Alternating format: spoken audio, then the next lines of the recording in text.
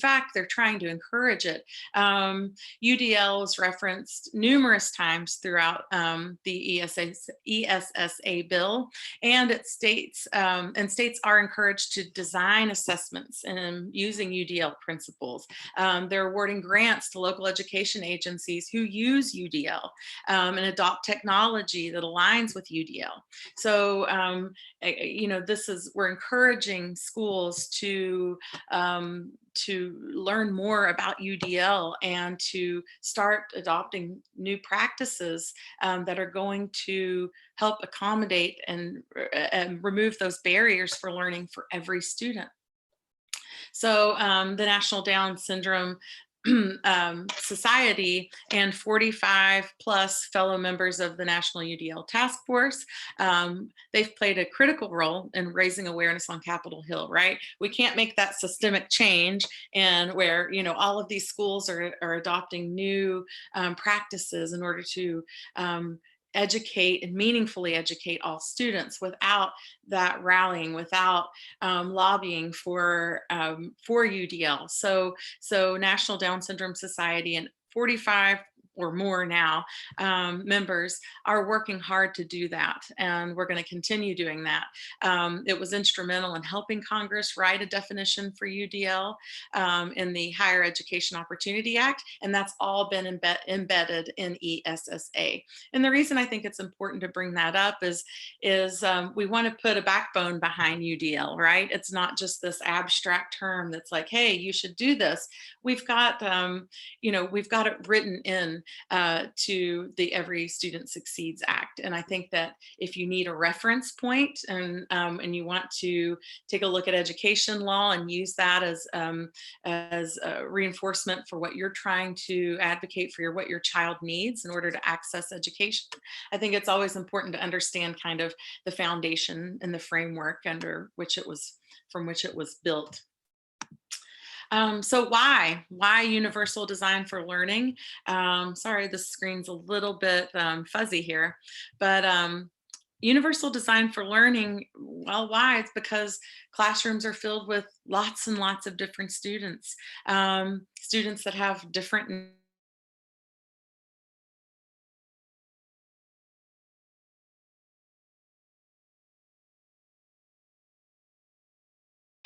different language abilities and different cultural backgrounds as well. Sorry, guys, I apologize. I just had let me check in on you guys. I just got a notice that says the internet connection is unstable. I just want to check in and make sure everyone can hear and see me okay. Yeah, you just cut out for about 10 seconds and then you came back in. Okay, sorry about that. Old technology. Okay, so let's take a look at universal design and kind of the science behind it. Here you can see the brain. And so this is all about the networks that are in our brain, right? So we're going to talk about recognition networks, strategic networks, and effective networks. So with recognition, it's the what of learning, right? That's how we gather facts, how we categorize what we see and hear.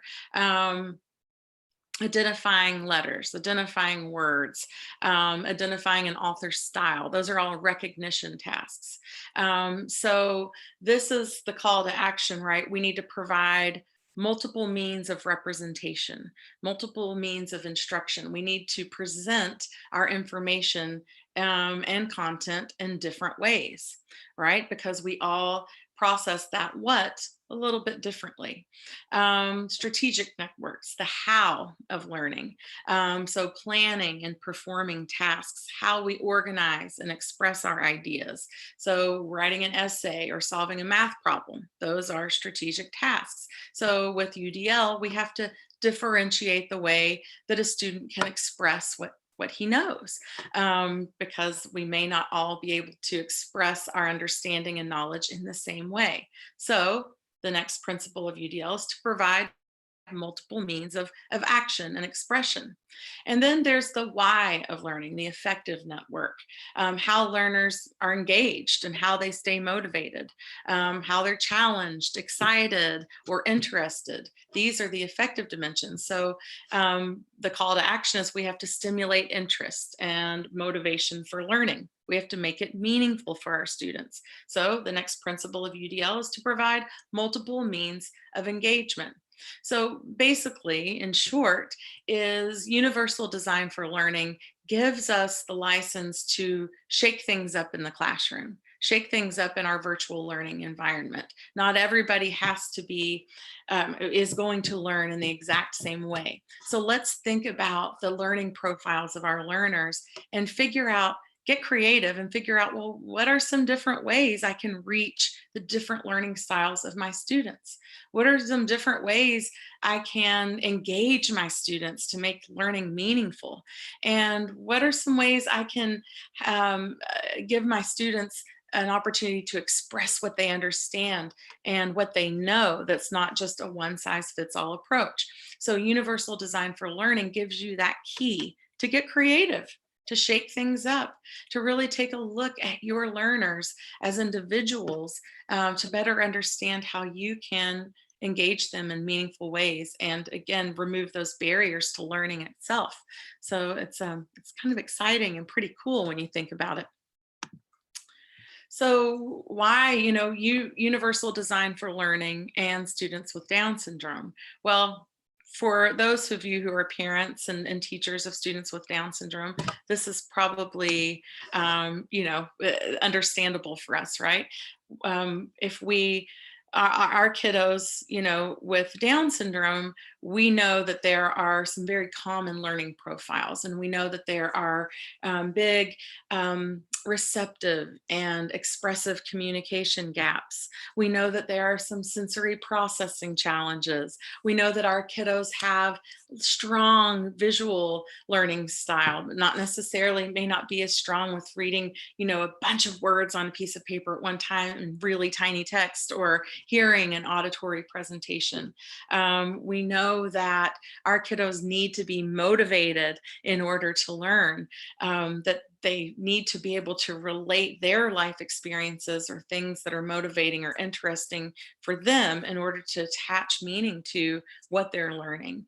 And quite frankly, this works for many children. We've heard of the multiple intelligences theory, and when we think about it, we all learn in different ways. There are kinesthetic learners, there are people who learn through music, people who learn through language and words, and we all have different ways of learning. I'm presenting this content with visual aids and my words and text as well, because we all need these different multiple ways of learning. So for a student with Down syndrome, having the flexibility to differentiate the way we engage with that student, the way that student's able to express his or her understanding, and the way we present the material to that student, we are breaking down those barriers, whether it's a communication barrier, whether it's a processing barrier, whether it's just a barrier of where that student is, learning level and the grade level the student's participating in.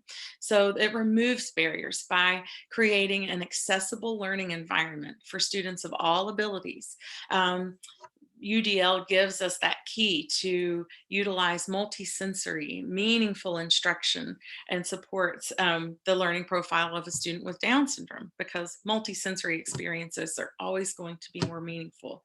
And then it's a strength-based approach, right? So we're looking at an individual's strengths, not a disability, not the he can't do this, he can't do that, he can't do this, and it doesn't match with, I do this in class, and this is what the whole class is doing, and we're reading tons of chapters, and I give auditory lessons, and that's just the way it is, and he can't do that or that or that.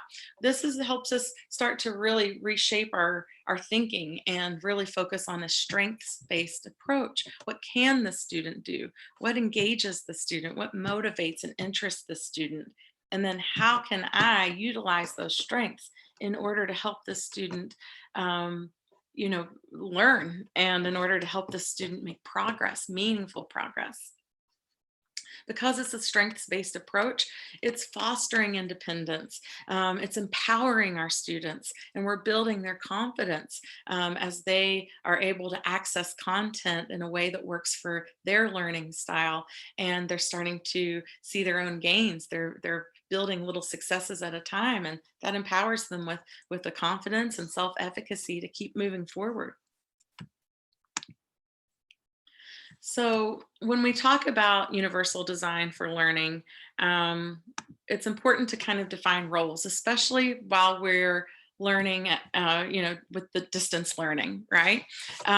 So with a parent, it's important to establish healthy home school communication. Right now, especially our parents who are supporting children with Down syndrome, it's not the same as just having, a typically developed student who's working at grade level and can navigate Zoom and all of the different tools that are needed, and has the time management skills to be able to do things independently in a timely fashion and stay and attend.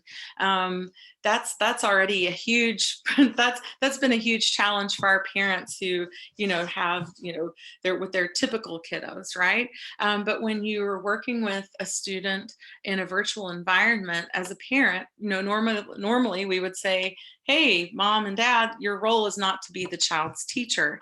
But we're finding that a lot of our parents are feeling that they have to have far more of a hands-on approach, that they do have to be there kind of hand over hand to help guide their student, to help guide their child, help them navigate this virtual learning environment. We're coming up with lots of challenges.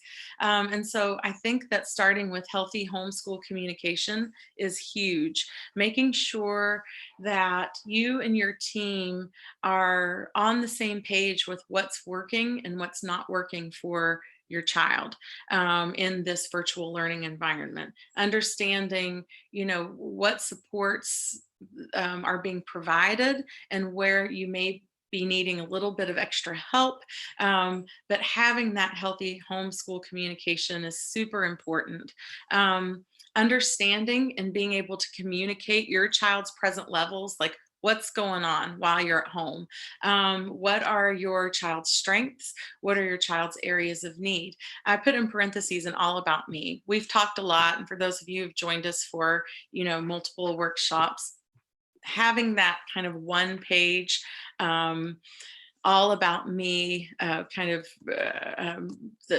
talks about the student's strengths, motivators, things that are challenges for that student, just really giving some facts about who that student is.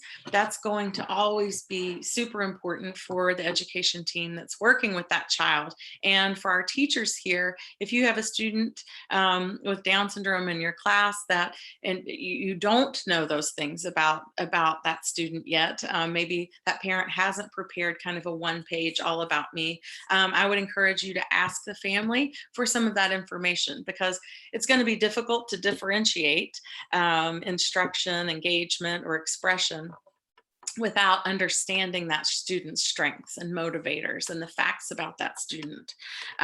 So this brings us to the next piece, knowing the key components of an IEP, right? So having kind of a cheat sheet of your child's IEP goals, so that you are familiar and can, you're understanding how the team's trying to connect those IEP goals to the curriculum that's being, taught during these virtual sessions, and understanding what kind of accommodations and modifications are working and need to be implemented in order for that student to access the curriculum and the content.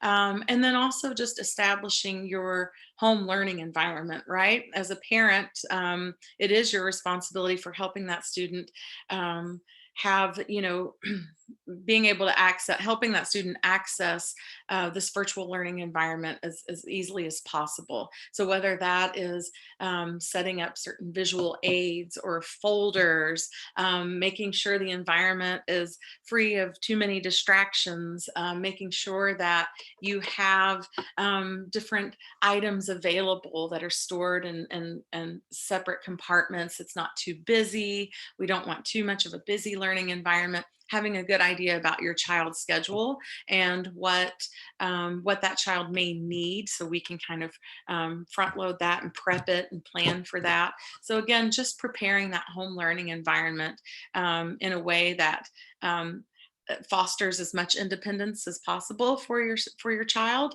and also just gives that child pretty easy and simple access to the tools, manipulatives, variety ways of learning, worksheets, whatever it is that accompanies the lesson that they're working on virtually.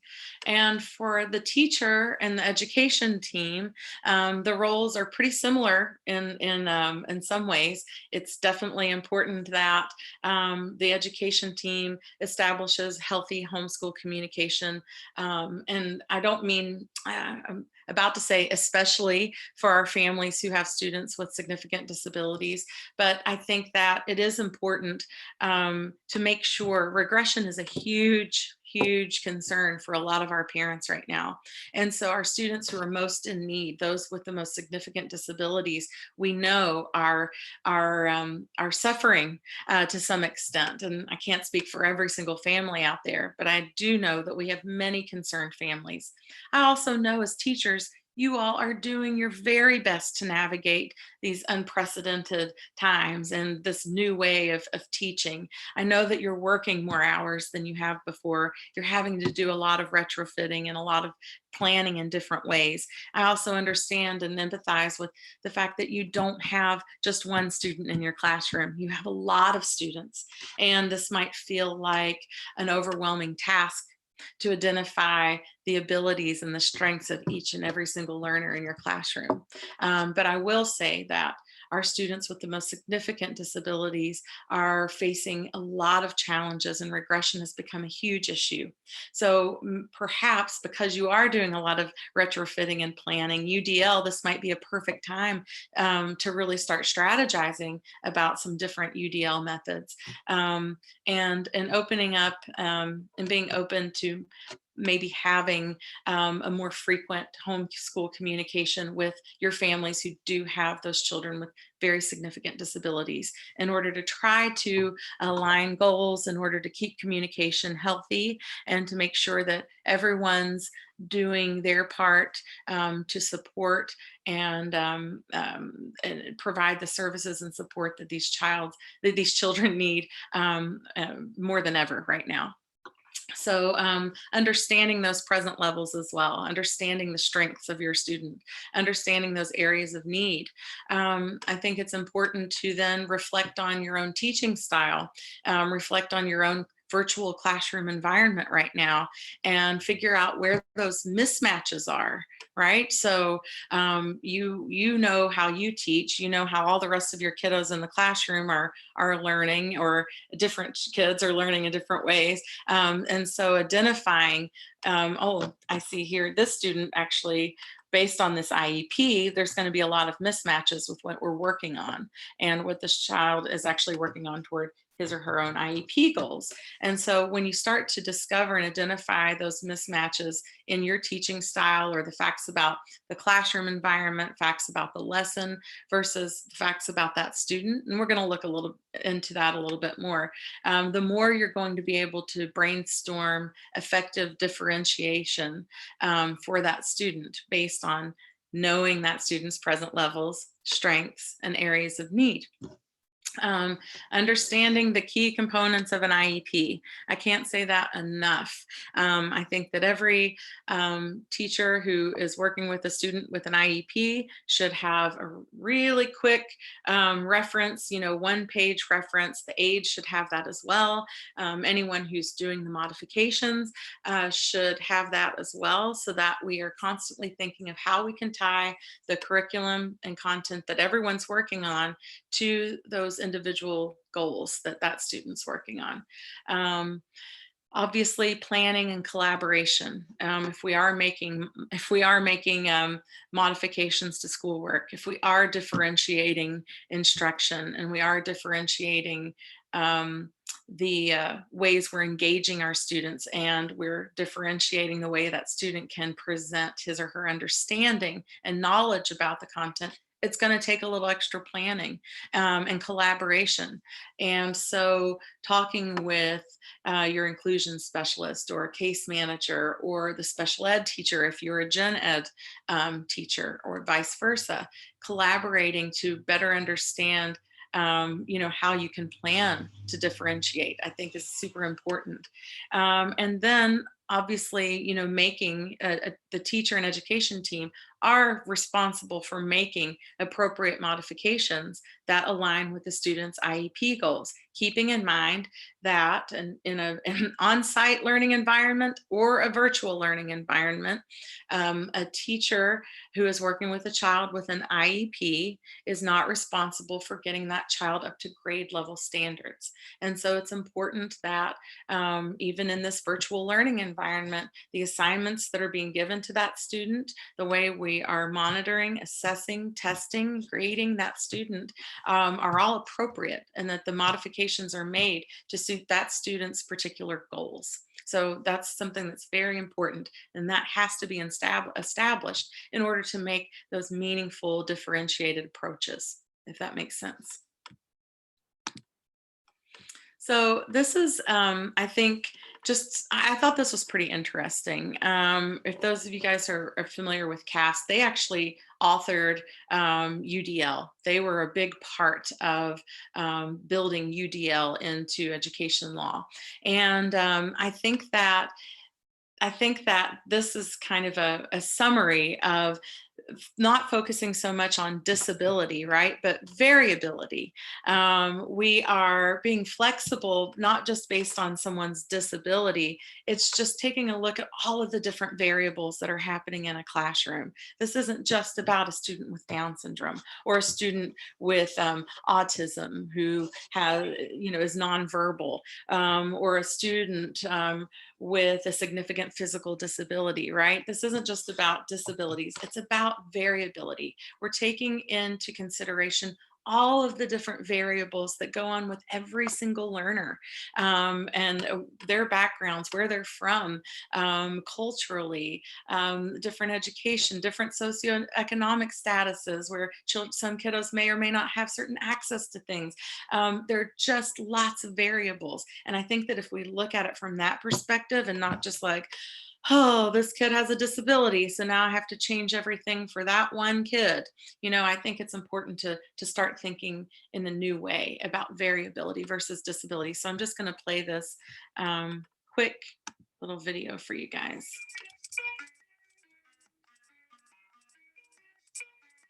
One of the changes in version 2.0 is a greater emphasis on variability rather than disability.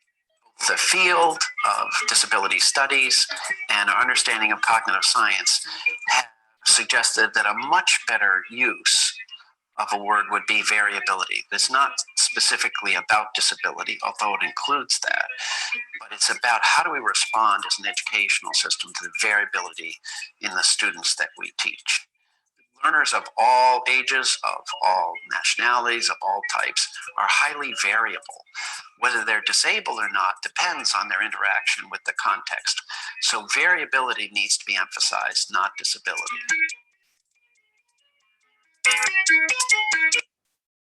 There's that.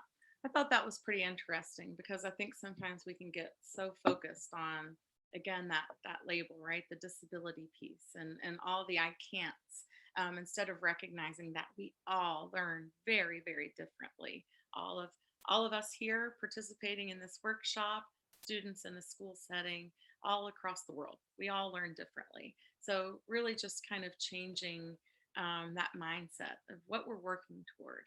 Variability, not disability.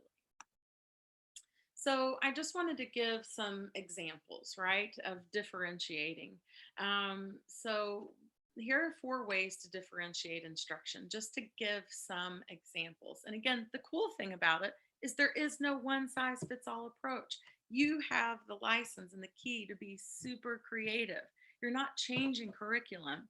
You are removing barriers by being flexible and in the way you teach, the way you engage, the way your child is able to be taught and engaged and express his or her understanding. And so just being aware that you have that creative license and freedom, I think to access curriculum, right? Not change it, to access it. I think that that is a cool key to have. It's a great tool. And so I just wanted to give some examples of how we can utilize UDL to differentiate. So just in content, you can match vocabulary words to definitions, or read a passage of text and answer the related questions. Identify an author's position, provide evidence to support this viewpoint, right? So that's for maybe a learner of different exception, or create a PowerPoint presentation summarizing the lesson, right? So we've started with the top, which is a very simple approach, right? We're just learning key vocabulary and we're matching them to definitions. Whereas there may be a student who can create an entire PowerPoint, right? Then there's providing, I'm going to get rid of that. So in process, right? Providing textbooks for the visual word learners, allowing auditory learners to listen to audiobooks, right? Give kinesthetic learners an opportunity to complete an interactive assignment online. So those are 3 different ways of engaging learners of different abilities and different strengths for product, right? So actually producing and expressing your understanding. Read and write learners can write a book report. Visual learners could create a graphic organizer of the story. Auditory learners could give an oral report. As a matter of fact, when we think about strengths, I think about a lot of my kiddos with Down syndrome. They love to act. They love to sing and dance and move and be the center of attention, right? And so they could act out a scene to give a report. They may have you may have an AAC device, like a push button device that actually gives the report for you while you act it out, or you're in a costume, or you're showing pictures. Maybe you put yourself in a mom or dad can help you create a social story that, or using like Pictello, for example, where your child is still able to present the material, even though there's a communication challenge. Can still participate and give that report orally, utilizing technology that will help with that. So that's another way of expressing. Kinesthetic learners can build a diorama illustrating the story. So these are ways that play to individual strengths, interests, and motivators. They attach meaning to the learning itself, and we're being flexible and empowering them with choice of how they want to be able to let you know what they know. And then as far as environment is concerned, you can break some students into reading groups to discuss the assignment. You can allow students to read individually if preferred. You can create quiet spaces, maybe those breakout rooms where there are no distractions. And so taking a look at what those learners need, how they learn, what motivates them, what interests them, really helps you start to kind of segment out like how we can handle this lesson for these different types of learners. So those are just some practical examples of ways to differentiate the content, process, product, and the environment. So with that, I'm going to take us here. And so my goal was to create a breakout room. And unfortunately, that didn't work at the last minute here, even though I went through the whole Zoom tutorial. So we'll figure that out and get that problem solved for the next time we choose to do an interactive workshop. But I wanted to give everyone an opportunity to brainstorm some ideas, to take a look at what we're talking about and see if you can come up with some examples of how you would differentiate. And the reason, parents, again, it's not your sole responsibility to be your child's teacher right now, right? Ideally, we would love to help. Your goal is to facilitate, help when needed.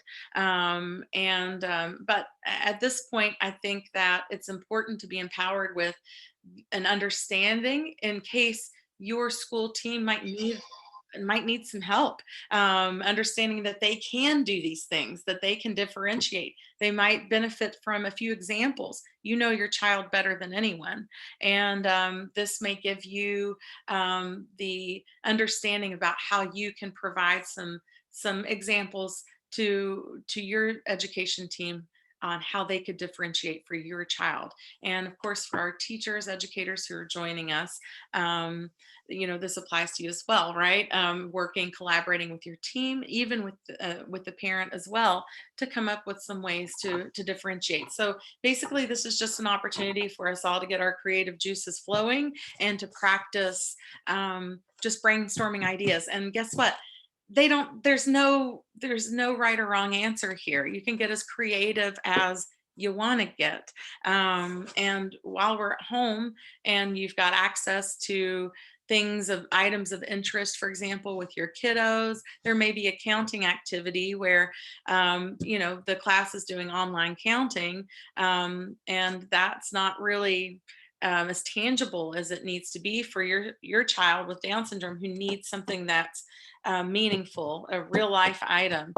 So you may be pulling out, little race cars or dolls or stickers or items of interest.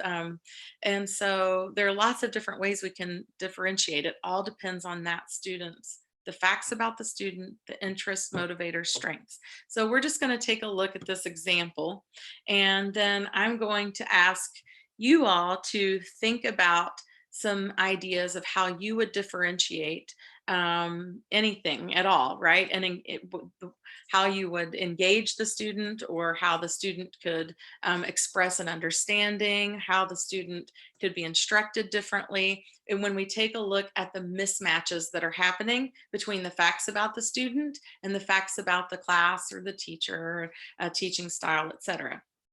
So in this example, we see that some facts about the student. The student reads 75 sight words. IEP goal is to attain 25 new sight words. For science and social studies, an IEP goal is to identify 5 key vocabulary words that connect to the core unit content. Another factor IEP goal here, it's a fine motor goal. Copy 5-word sentences. The student loves music, loves singing, loves to dance. The student is a strong visual learner. Student needs lots of repetition, lots of repetition. Our students with Down syndrome really benefit from repetition. Thrives with peer support, loves and enjoys the attention of peers, and needs frequent movement breaks. We know that our students with Down syndrome have hypotonia. Some of our students may have a dual diagnosis. They may have a sensory processing challenge. And so a lot of times, either through being tired, dysregulated, overwhelmed, they may need more frequent breaks. Well, let's take a look about the facts about the class or the teacher, the lesson. So in this particular example, we're in a 5th grade class. They're reading 5th grade reading materials. The teacher gives auditory lectures. So everyone's sitting in a Zoom class and the teacher is doing a lot of talking. The teacher gives tests in essay form. So requires students to write essays to express their understanding and their knowledge about the content. The class reads a weekly science magazine. It's embedded with quizzes and word searches and essay questions. Of course, all of that's on a 5th grade reading level. The teacher gives pop quizzes, and the virtual class sessions can sometimes last up to 2 hours. So when we're taking a look at that, I can see quite a few mismatches here, right? And I can see quite a few barriers that would not give the opportunity for the student here to be able to access the curriculum, in the best way possible for that student. So we can take a look, understand some of these mismatches, and I would love to hear from you. And we can do it via chat, or if you guys want to, seeing if I can do it this way. So if we have someone who wants to just raise a hand and offer up some ideas about differentiation, we'd be happy to hear from you. I think there's also like a hand up feature, right? There is, yes. Yes. So we You can can look raise your hand. Yeah. Yes. So if you would like to utilize the raise your hand feature, don't be afraid, anyone, to go first. Oh, thank you. All right, can we unmute you? Larkin. There we go. So I'm a teacher mom, but I used to teach 5th grade, and so this gets me really excited to think about ways to differentiate.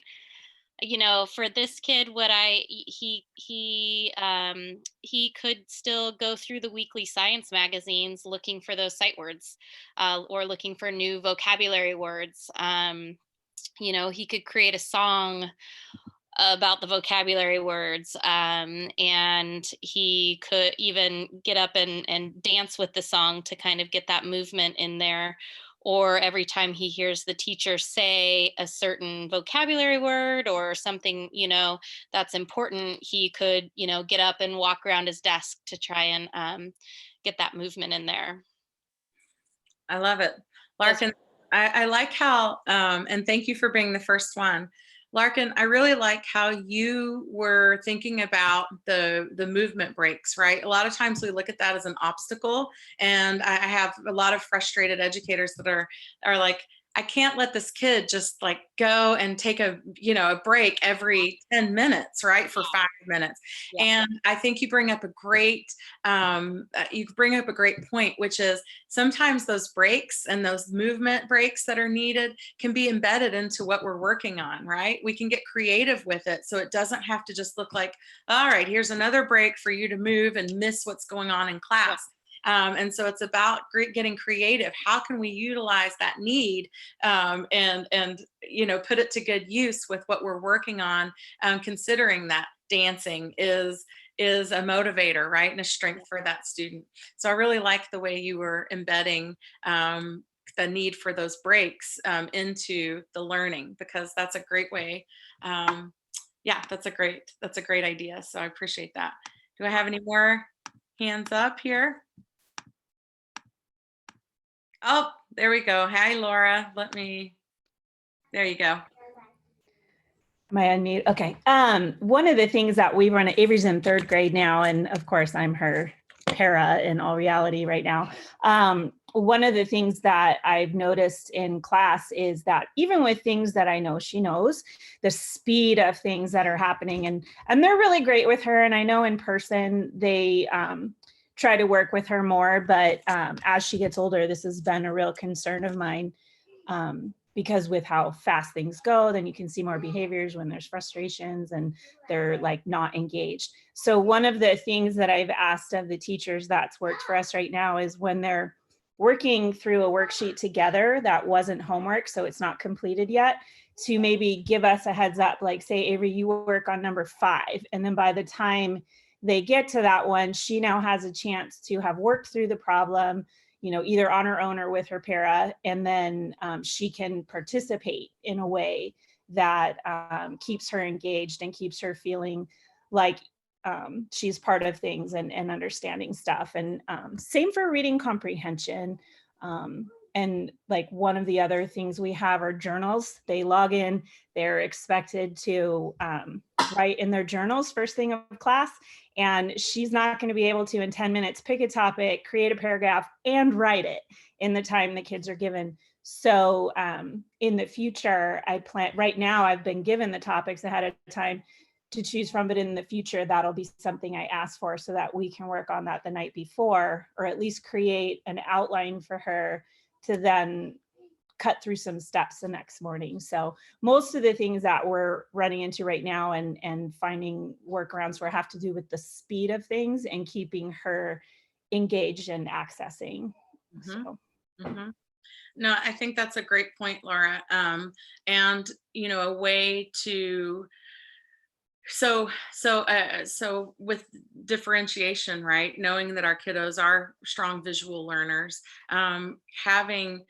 being able to collaborate with the teacher to see if there are some key pictures, right? Or key content, like as far as when we're talking about the overarching, core content that they're learning, right? Do we have some pictures that could relate to that? Or is there a follow-up like YouTube video you can watch on that particular thing? Can they record it and give it to you so that you can show it again in more digestible chunks to make sure that that it's being heard and digested, and then maybe even providing it in text as well, so that if there are segments that we can read and understand, that again, it gives an opportunity to be able to hear the content again. Repetition is huge, and I think that's great. Regarding the 10-minute essay or journaling in the beginning of class, you bring up a good point as far as differentiation is concerned. And one of the big concerns with our kiddos is that there are a lot of fine motor challenges, and with that, we're placing a high demand on students who have, like for example, if we look at this focus student, he has a fine motor goal of copying 5-word sentences, right? So if he's working on copying 5-word sentences, writing an essay form or journaling, or talking about a particular subject and having to think about the material, process, determine what you want to say to express yourself, and then that added demand of having to write it down or type it, that can be a huge challenge for our kiddos. And all of a sudden that has presented a barrier, right? This is an expressive writing activity. The key goal for this activity is to understand, for these kiddos to express themselves about a particular topic, a subject. And so it's important when we're thinking about differentiation to make sure that we're removing barriers or demands that don't directly align with that goal of the assignment. So if it's an expressive writing goal, it doesn't have to be the student doesn't have to, and may obviously have a huge challenge with writing an essay or writing a journal entry that's a page long, when obviously his IEP goals are to just copy 5-word sentences. So then we can look at, okay, how do we differentiate that? We can record, if he has expressive communication skills, we can record his expressive ideas onto a recording device. We can put it in pictures, utilize an app like Pictello, etc., so that we're making sure that that goal is being reached, and that child, we've removed barriers for that student to be able to express his understanding. So that's an excellent example, Laura, of a way we can look at, what are the barriers there? How is it a mismatch for Avery's strength?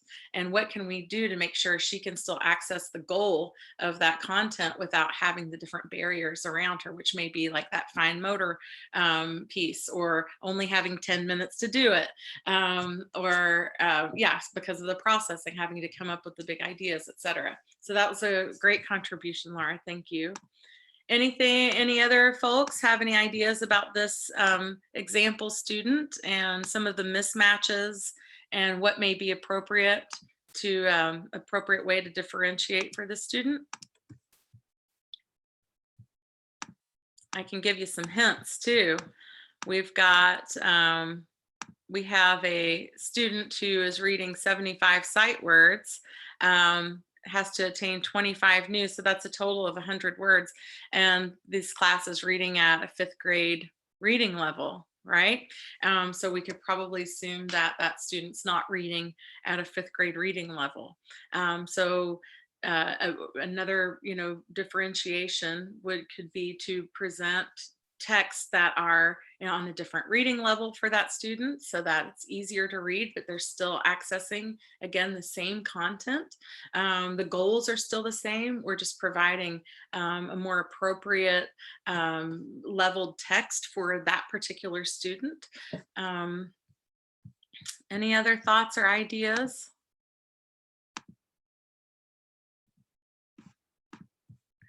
I don't see any other hands up. So peer support is huge. And I know that when we are, we're in this virtual learning environment, we're still concerned about our kiddos being able to make those social connections, be able to connect meaningfully with peers in their class. And so I think talking with your education team about even using like breakout rooms as an opportunity for some small group work with peers. So maybe a peer can help your student access this content in a different way. The peer could be a scribe.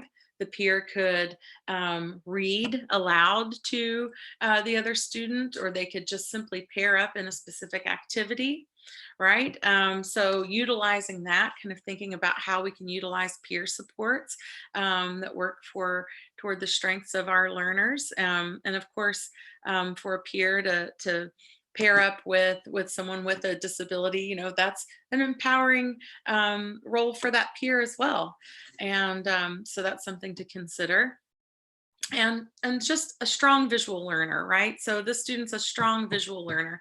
So I think just starting with that, knowing, okay, how can I, you know, I give auditory lectures. So making sure that we are giving that learner the same, you know, the key concepts of the content that they need to learn, but in digestible chunks, in visual representation, maybe a YouTube video, like we said, about the particular subject, making sure that the materials presented in that learning, that text that they're learning, I mean, at their learning level.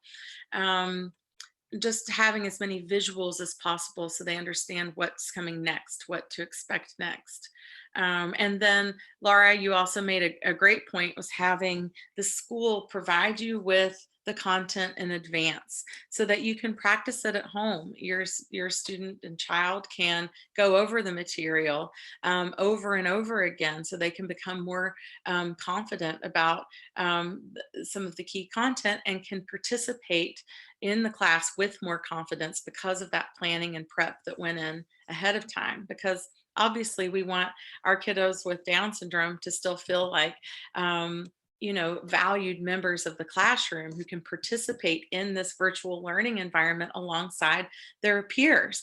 And so so that's super important, and comes with that homeschool communication. Again, a little more flexibility, hopefully on the educator side, to help front load these families with the lessons and the key components so that we can help our kiddos practice at home as much as possible and prepare them for that virtual learning environment. Our students with Down syndrome have fear of failure. They have a lot of anxiety tied to this virtual learning environment, and they want to show their peers that are on the screen around them that they can do it too.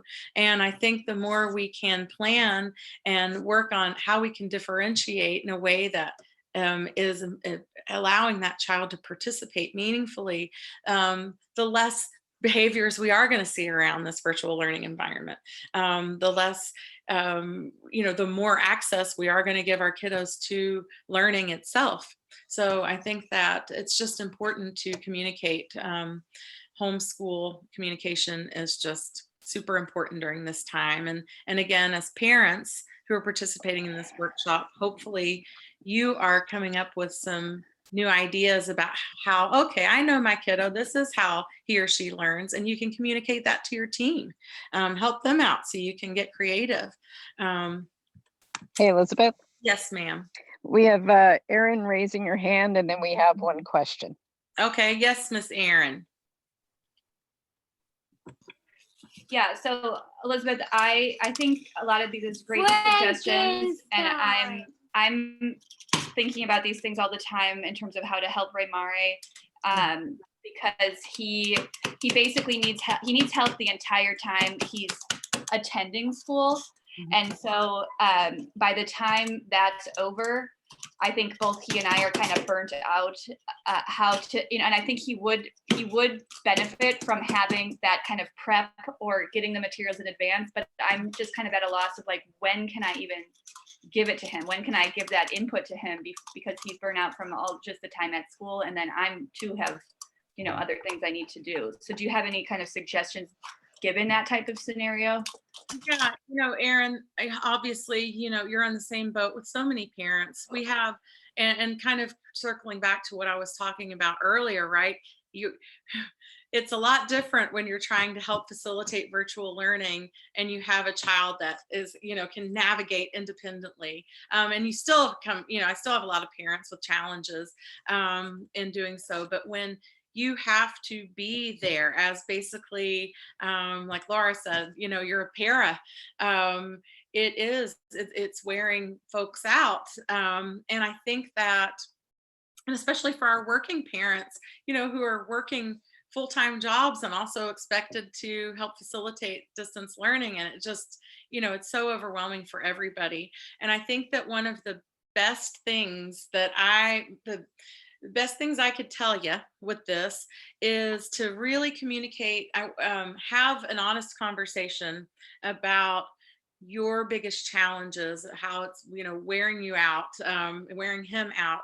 You want to be able to work with him on the most critical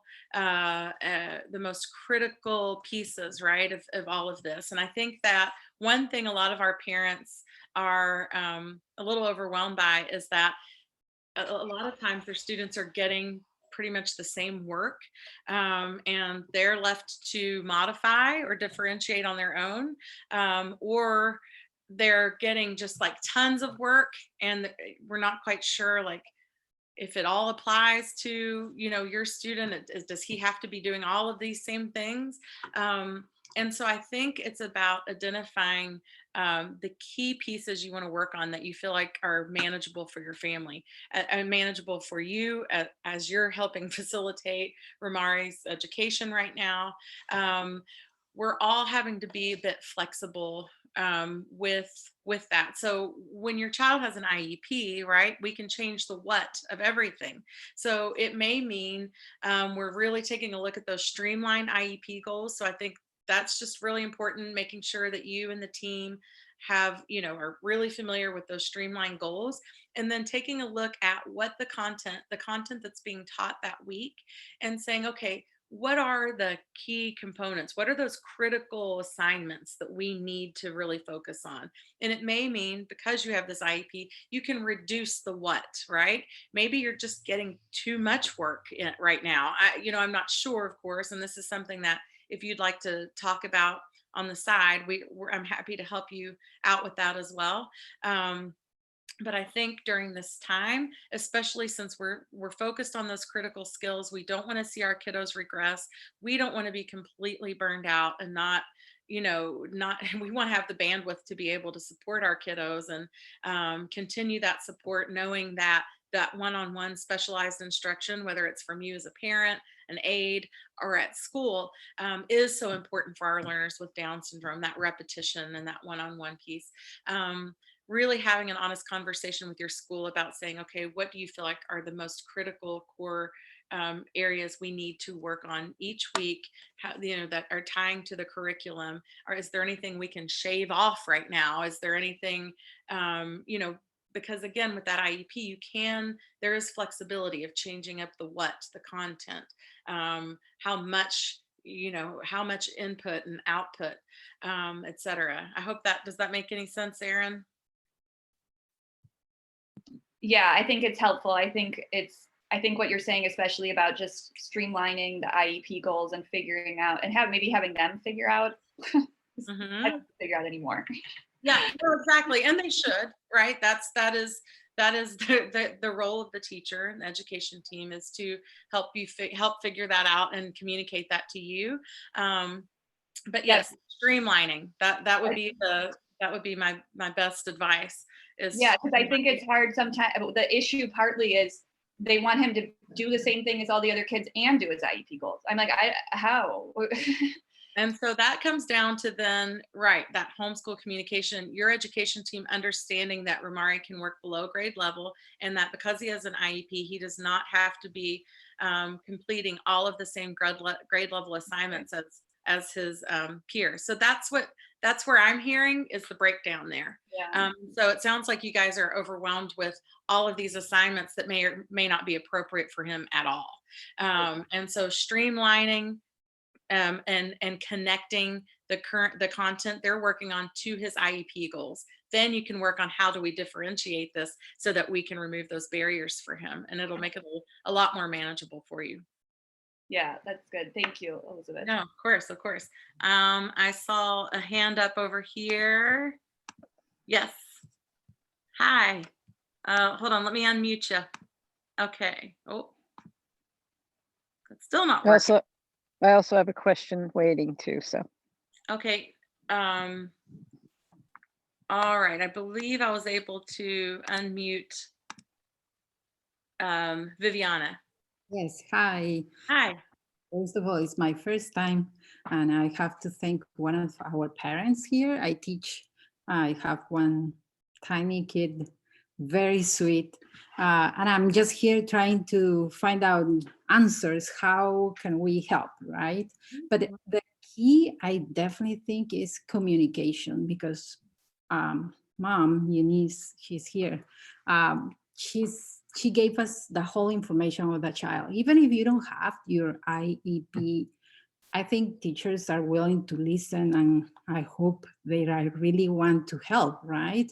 Because we want the kid to thrive, and we want to help them. So definitely for me, what I've been taking, there is the importance is not the quantity, is the quality. And and then we can even give them extra time. In his son, he has assistance from one of the ladies.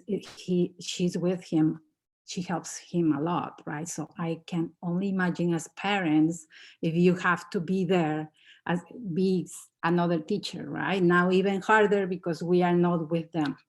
So I would say the teachers, just talk to the teachers, and the older they get, definitely they are going to need to perform a little bit more or work a little bit more.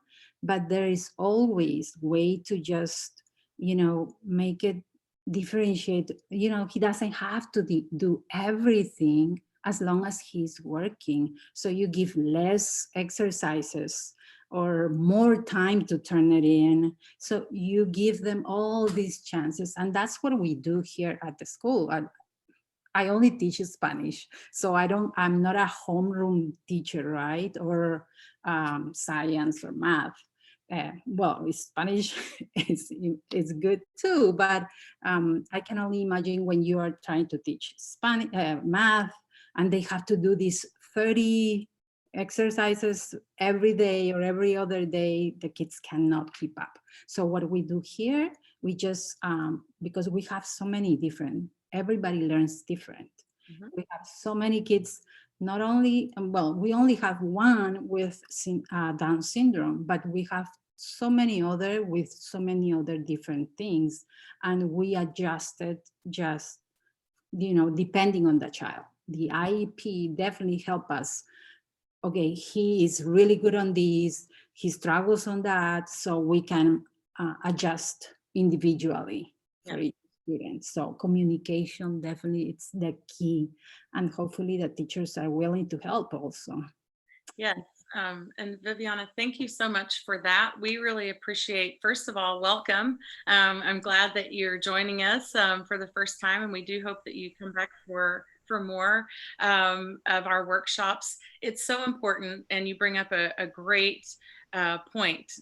Communication's kind of the foundation of everything, right? And it affects us in our social lives, our life at work, our relationships with the people we love the most, right? It's all based on communication, healthy communication. And so it's no different with your education team and families. And again, we're all trying to navigate this new virtual learning world together. And it's really lovely to hear from you. And from a teacher's perspective, I think it's important for our parents to hear a teacher say, we want to work with you. We want to work with your child.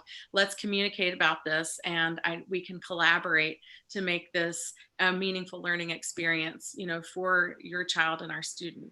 So thank you again and welcome. And we appreciate your input as a teacher. I think it's always nice for us to hear. Nancy, can you read that question for me? Yeah, so Eunice, did you want to pop on? Sure. It was actually my question. Hi, Elizabeth. Okay. Hi, Eunice. Hi, Senora. Senora Cisniega is Nico's Spanish teacher. Ah. She's great with communication and it's been good, but it's been a little bit trickier with his homeroom teacher because she's a brand new teacher and we have no relationship with her prior to this. And she's been good about letting us make modifications, but I think what's been tricky with distance learning is we don't know what the day-to-day is going to look exactly. And so we don't know when we can actually say, hey, let's take a pause from Zoom right now so we can work on something else or give him downtime or whatever. And so he sits through Zoom for 6 hours a day. And then he has to then on top of that, he has therapies, then he has the modifications and everything. Thankfully, I don't have to do all the work because his para is there and she's awesome. But I also see he's not getting to be a kid, so we can pare down the work and that's not the issue. The issue is the time that he has to be in school. So, 6 hours a day with modifications, with his therapies, he's basically going to school, but 8 hours per day. And I'm not sure how to say in distance learning, and I don't even know if the homeroom teacher has any precise, okay, from 9:15 to 9:20, we're doing this and this, because obviously she has to tailor it to how the kids are doing as well. And she doesn't have anything that as stringent as that. And so she has kind of what's happening every day per se, but it's not, and she gives a time frame, but it doesn't go exactly. So how do we know when we can pull him out and say, okay, let's work on this, let's work on that, or here, you can go play now, or you can do whatever, because having him sit down for that long is hard. I can't even imagine, Eunice, that long sitting. It's hard for him. And he does great because he's a good kid, but at the same time, I want him to be a child. I want him to be able to, the other kids can turn off Zoom and they're done for the day. He doesn't get that option. Yeah. He doesn't. Is there any way to get the day's agenda ahead of time from the we do have an agenda, they give us the day to day, so it's the approximate, right? But it's not exact.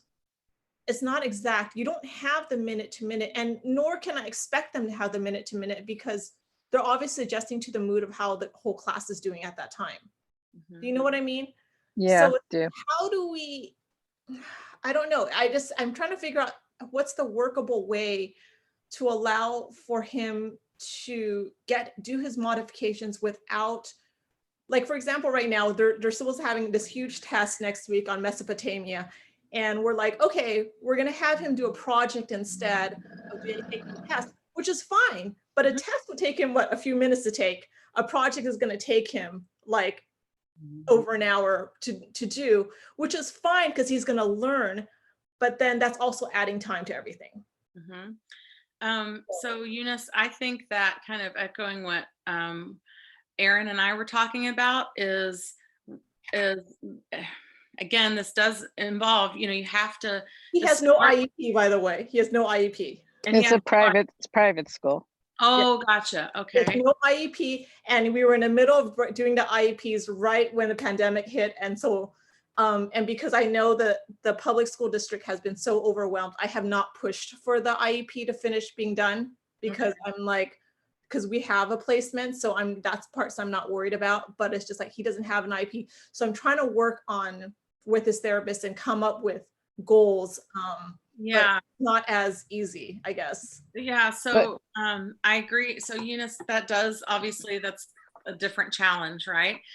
Because having those streamlined goals then can help drive your choices and your plan about when he participates, how he participates in virtual learning, right? Because depending on his goals, right, there may be some content that's not as appropriate and that he would.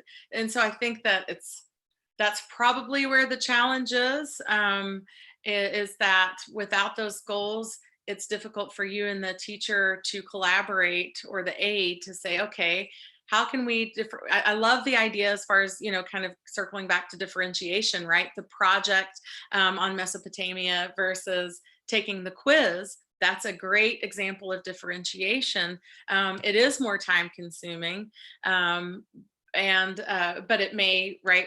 The goal is that we want what he's learning, especially if he's spending 6 hours in front of a screen, we want to make sure that this learning is meaningful, and that he's not just sitting in front of a screen. And the only way we know if it's meaningful, other than these project-based tests or assessments, et cetera, is to have goals that we are working toward and that we can measure, and we can see and make sure that he's making meaningful progress toward those goals.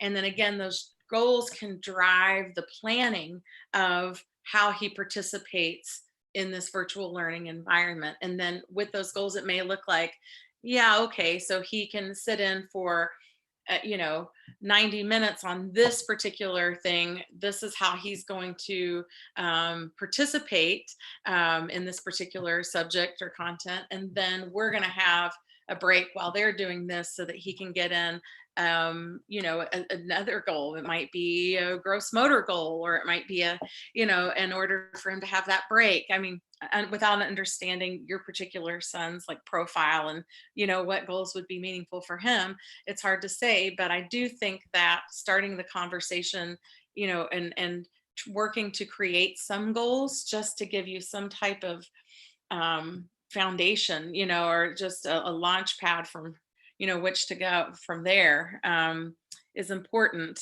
because otherwise he's going to just get all the content, and you can modify it in the ways that you can, but that might end up being a huge workload on him, whereas we might be able to customize what he's learning online based on the goals that we think are most critical and important for him and appropriate. So during the distance learning, is it reasonable to say, okay, we just want to drop certain subjects and not do them at all? We don't want to hit, we don't feel like he needs to do art, or we don't feel like he needs to do whatever, because a lot of his other things are already hands-on per se. Well, I think a lot of families are experiencing that right now. And because of the fear of regression, we do have a lot of families that are asking IEP teams and educators to really to kind of hone in on those critical goals, right? The literacy goals, the math goals, life skills goals, the things that we want to make sure our students are practicing, again, because regression is a real issue. And if they do not have the access that they need to effective learning and instruction, we are going to see regression. So there may be other subjects that, could be, I don't know, completely scratched off, but modified in a way where it's kind of gravy, if you will, but you're working on those really core critical goals. Those are the things that he's going to be you're wanting to spend more time on than the other things. And again, if you have goals that you've created either with through the district or with a specialist or therapist, you at least have something from which you can work, and then that helps you navigate, okay, well then, is it so important for him to fully participate in this art class or in this other class, because these are the goals we really want to focus on. And so, yes, just kind of in short, to answer your question, at least with my families who do have IEP goals, who are working with districts, and a lot of my families who are working in a private school, with a private school, there's a lot of flexibility there. And so again, I think it comes back to having that conversation with your team, expressing your primary concerns, understanding and communicating what you think are the most important things your child needs to be working on right now if you don't have IEP goals, so that you guys can work together to kind of customize this virtual learning experience and to make it as meaningful as possible for your kiddo. Great. Thank you so much, Elizabeth. Oh, of course. I hope that helped. I think so. Any other questions we have? I know we ran pretty long today, so if you don't have a question now, but you do want to reach out to me with some specific concerns, or if you questions about differentiation, etc., again, please feel free to do that. And I just have one more slide here that I just want to make sure we're all thinking about, right? So some troubleshooting here. So who's modifying my child or its student's work? We know that our kids who do have IEPs, our kiddos with Down syndrome who generally are working below grade level, we want to make sure that the modification process is not falling on parents' shoulders, because it's just quite frankly not your role. Now, that being said, as you're attending these types of workshops, this can help bolster your the communication you have with your education team to say, my child needs modifications, it's in the IEP, who's doing them, right? We need accountability there. So who's modifying your child's work? If those modifications are not happening, that is a red flag to reach out to your school team, or your case manager to make sure that that is assigned. Obviously, if the assignments are inappropriate and the demand is too high and you're overwhelmed because that child is expected to do all the same work the other students are doing, then differentiation, that's not your main concern, right? Your kiddo's not going to be able to access any of this if the content is not at his learning level. So you want to make sure that that question is answered, and that your modified work is that is happening. Modifications are happening. If they're not, you need to contact your team and ask about how we can collaborate to make that work. Also, how's your child being graded and assessed? These, again, universal design for learning allows your child to be graded and assessed. And having an IEP, since we can change the what, we can change the way we grade, we can change the way we test, making sure that you have those answers, those questions answered, because being able to offer up differentiated ways of assessment is important when you're working with your team.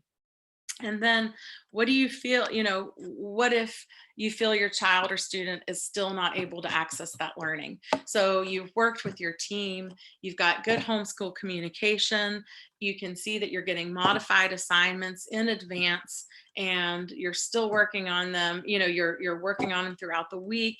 You're trying to shake things up and present content differently, engage your child in different, more meaningful, multisensory ways, and giving them an opportunity to express themselves in differentiated ways as well. Not one size fits all, but you still feel that this virtual learning environment is not giving your child or student access to the content, the curriculum, and the ability to make meaningful progress. If that is the case, I think that it's very important that you reach out to your case manager. You need to have an IEP meeting and really discuss, where there are breakdowns, and see if there need to be adjustments to the goals, to see if there are any extra supports happening in your particular district, and just to kind of look into other options.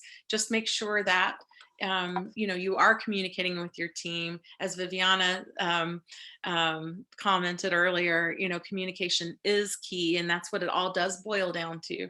But at least you have certain information and knowledge about UDL, so that you can help advocate for your child or your students' needs, and you can start trying to think out of the box for ways to engage these learners in this virtual environment. And when they get back to school, whenever that happens, and they are on site, your team already now has an understanding about ways they can differentiate in order to reach your student once they're in that classroom setting. And that's going to be a big, again, confidence booster, help empower your child to feel like a meaningful group, part of the classroom. And we're probably going to see less behaviors and less struggle with that transition back into the school environment, when that team really knows your child's motivators and strengths and how to approach them through differentiation.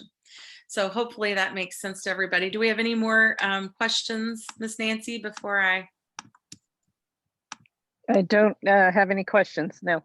Okay, well, folks, again, please feel free to reach out should you have any questions at all, education related, UDL related, etc. We're always here to help you out, and we appreciate you coming out today. Happy Friday, everybody. Thanks for attending, everyone. All right, thank you.